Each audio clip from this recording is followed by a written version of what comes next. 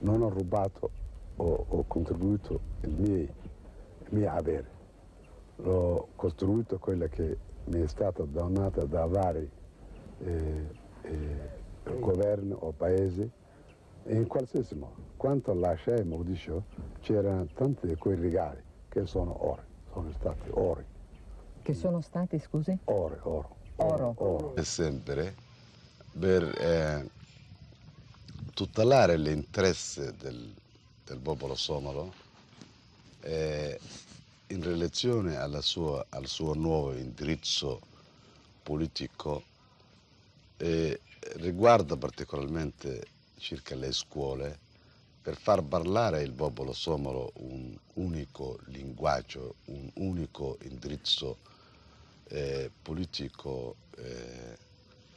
e anche culturale. Come lei sa